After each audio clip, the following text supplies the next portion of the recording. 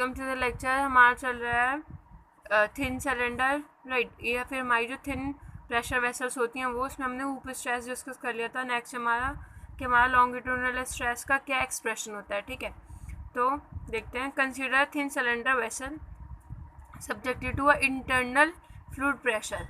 एक हमें cylindrical vessel consider करना है जिसमें इंटरनल फ्लूइड प्रेशर लग रहा हो, दैट मीन्स उसमें कोई फ्लूइड हो जो कि प्रेशर अप्लाई कर रहा हो on the walls of the cylinder, ठीक है, सिलेंडर की वॉल्स पर।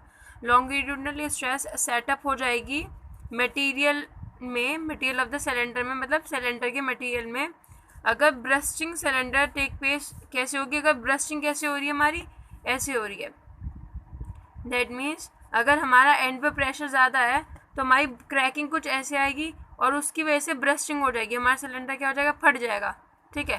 तो हमारी जो इन सिलेंडर, ये जो हमारी एरिया जहाँ पे हमारी ये क्रैक हुई है, अगर हम उस पोर्शन पे, उस थिकनेस पे देखें कि हमारी कितनी स्ट्रेस थी, तो उसे बोलते हैं हम लॉन्गिट्यूडनल स्ट्रेस, क्योंकि उसकी डायरेक्शन कैसी होती है, अगर इसको कट करके देखें यहाँ से बना के, ठीक है, ये हमारे एंड्स पे प्रेशर लग रहा है, इसकी वजह से ये स्प्लिट अप हो गया।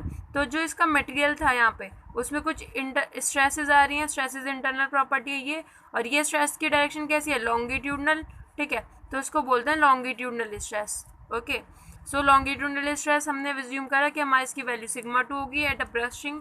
पी क्या है, हमारा इंटरनल प्रेशर है जो कि फ्लूइड जो स्टोर्ड है थिन सिलेंडर में उसकी वजह से लग रहा है, दैट मीन्स इसमें कुछ हमारा ऑयल भरा हुआ है या हमारा कोई गैस फ्लूइड भरा हुआ है जिसकी वजह से इसकी वॉल्स पे प्रेशर लग रहा है, ये प्रेशर है पी, ओके, जो हमारा एंड्स पे प्रेशर लग रहा है। डी क्या है, डायमीटर है हमारे सिलेंडर का, दैट मीन्स इसका कितना डाया है ये सिलेंडर का, ओके। और सिग्मा 2 हमने पढ़ाई हमारी क्या, लॉन्गिट्यूडनल स्ट्रेस है मटेरियल की, मटेरियल कितना स्ट्रेस ले सकता है, कितना रेसिस्ट कर सकता है इस प्रेशर को, वही हमारी स्ट्रेस है, ठीक है। आगे देखते हैं। Bursting will take place if the force due to fluid pressure. कब होगी ब्रस्टिंग हमारी, दैट मीन्स हमारा सिलेंडर कब अलग अलग हो जाएगा, स्प्लिट अप हो जाएगा, फट जाएगा, जब हमारा जो फोर्स लग रहा है, ये क्या है, ये हमारा फोर्स है, एक तरीके से प्रेशर फोर्स को कन्वर्ट कर सकते हैं। तो जो हमारा फोर्स लग रहा है प्रेशर की वजह से, ठीक है, एंड्स पर, that means it is ends. अगर ये हमारा सिलेंडर है तो इसके एंड्स पर जो प्रेशर लग रहा है, ठीक है, ये एक एंड, ये एक and, acting ends of the cylinder is more than the resisting force, that mean जब ये एंड का फोर्स ज़्यादा हो जाएगा जितना ये रेसिस्ट कर सकता है। स्ट्रेस क्या होता है, स्ट्रेस होता है रेसिस्टिंग प्रॉपर्टी है एक मटेरियल की, ठीक है, मटेरियल कितना रेसिस्ट कर सकता है उसको हम क्या बोलते हैं, स्ट्रेस बोलते हैं। तो resisting force due to longitudinal stress, कहने का मतलब है सिग्मा 2 की वैल्यू कितनी है, ये कितना इसको झेल पा रहा है, ये इस पर कितना लग रहा है और कितना झेल पा रहा है, ठीक है। अगर जितना इस पर ये लग रहा है फोर्स और ये झेल कम पा रहा है तो इसका मतलब ब्रस्टिंग हो जाएगी, इसकी वैल्यू कम है हमारी, इसकी वैल्यू कुछ हमारी 10 है, 10 का ही झेल सकता है ये मटेरियल, और इसमें प्रेशर आ रहा है 11 का, इसका मतलब क्या हो जाएगी, ब्रस्टिंग हो जाएगी, okay. Develop in the material, resisting force due to longitudinal stress develop in the material. आगे देखते हैं। अब हम क्या करेंगे, हम हमारा कितना फ्लूइड पे प्रेशर है, प्रेशर कितना लगा रहा है वो कैलकुलेट करेंगे, और कितना हमारा ये स्ट्रेस है, ठीक है, लॉन्गिट्यूडनल स्ट्रेस कितना मटेरियल का होगा ये कैलकुलेट करेंगे, और दोनों को इक्वेट करेंगे, इक्विलिब्रियम कंडीशन में लेके चलेंगे, वहाँ से निकालेंगे कि हमारी वैल्यू कितनी होती है, okay.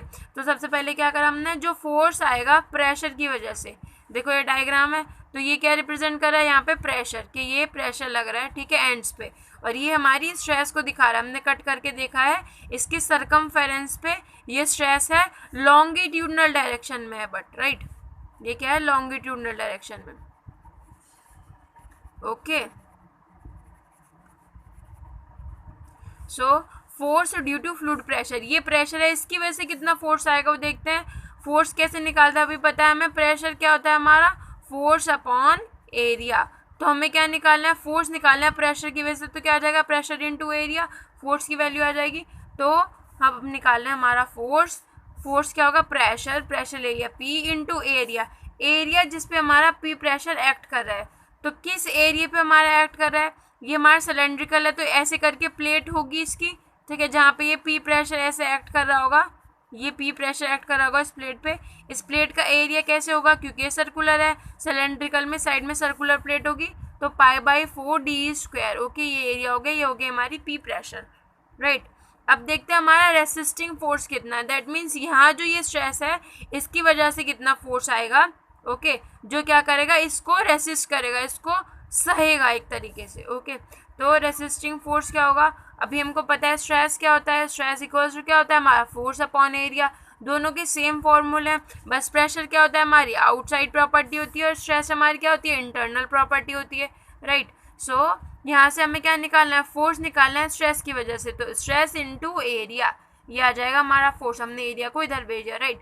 So resisting force equals to, stress कितनी है, ये स्ट्रेस है सिग्मा टू ये कितने एरिया पे वर्क कर रही है, area on which sigma two is acting, ये पूरा एक तरीके से इसका सरकमफेरेंस है, तो इतनी डिस्टेंस पे, और थिकनेस कितनी है, ये थिकनेस है टी, इतनी थिकनेस पे लग रही है, तो सिग्मा टू। अब हमें निकालना है एरिया जिस पे एक्ट करिए, तो ये जो हमारा है, हमें ये पूरा एरिया चाहिए, राइट, ये जो है, तो ये एरिया कैसे आएगा, इसकी थिकनेस है टी, और ये अगर इसकी लेंथ खोलें हम, राइट, अगर ये इसको खोल के देखें ऐसे करके लंबाई में, ठीक है, तो ये कितना आता है, पूरा सरकमफेरेंस का लेंथ कितना होता है, ये होता है हमारा 2πr, या फिर इसको क्या लिख सकते हैं, पाई डी, ओके, पाई डी तो इसकी लेंथ हो गई, और इसकी थिकनेस क्या हो गई, टी, तो इसका एरिया कितना हो जाएगा, एरिया हो जाएगा पाई डी इंटू टी, ओके, तो एरिया हो गया हमारा पाई डी इंटू टी, राइट। अब हमारे पास दोनों इक्वेशन आ गई, हमने दोनों इक्वेशन को इक्वेट कर लिया, हम देख रहे हैं एट इक्विलिब्रियम स्टेट, जब दोनों इक्वल ही होंगे, ठीक है, जस्ट दोनों इक्वल होंगे, अगर एक भी वैल्यू एक्स की, अगर इसकी वैल्यू बढ़ी तो ये रेसिस्ट कर लेगा, इसकी वैल्यू बढ़ी तो ब्रस्ट कर जाएगा, राइट। हम देख रहे हैं एट इक्विलिब्रियम कि हमारी दोनों इक्विलिब्रियम पे हैं, तो इससे हमारी वैल्यू निकलती है, इन दोनों को क्या किया हमने, इक्वेट कर दिया, राइट। हमने क्या किया, P pi by 4 D square किसके इक्वल हो जाएगा, सिग्मा टू पाई डी टी के, तो यहाँ से एक डी कैंसिल आउट हो जाएगा, एक पाई कैंसिल आउट हो जाएगा, ओके, तो ये हमारा बचेगा पी डी अपॉन, ये क्या है 4, और ये टी नीचे आ जाएगा, तो सिग्मा टू की वैल्यू आ जाएगी P D by 4t, okay, ये इंपॉर्टेंट रिजल्ट है। ये किसकी वैल्यू है हमारे पास निकल के, हमारे पास निकल के लॉन्गिट्यूडनल स्ट्रेस की वैल्यू, ओके। तो जो हमारी लॉन्गिट्यूडनल स्ट्रेस होती है, ये भी हमारी कैसी होती है, टेंसाइल, देखो दिख ही रही है, टेंसाइल है नेचर में, राइट, क्योंकि ये कैसे करेगा, इसको कंप्रेस करने की कोशिश करेगा, उधर को खींचने की कोशिश करेगा, राइट, फ्लूइड को। तो जो हमारी, अब हमने क्या देखा था, जो हमारी हुप स्ट्रेस की वैल्यू आई थी, वो हमारी कितनी वैल्यू आई थी, अगर ये हमने लास्ट लेक्चर में देखा, तो जो हमारी हुप स्ट्रेस की वैल्यू आती है वो आती है P D by 2t, okay.